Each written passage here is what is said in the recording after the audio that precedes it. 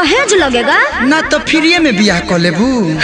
मुँह मारो arrange marriage के 10 लाख नगद 10 लाख के गहना 10 लाख के कार तक कहाँ जाइए करे वाला प्यार। ऐसे बढ़िया तो लव मैरिज बा। कैसे लहसुन खर्चा एकर 10 रुपया के बड़ा माला मिलेगा 10 रुपया से नूर में लगेगा 20 रुपया और 200 में पंडित जी मैनेज।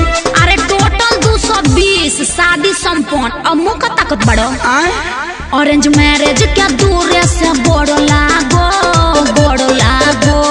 ठीक है कहता जागो ग्राहक जा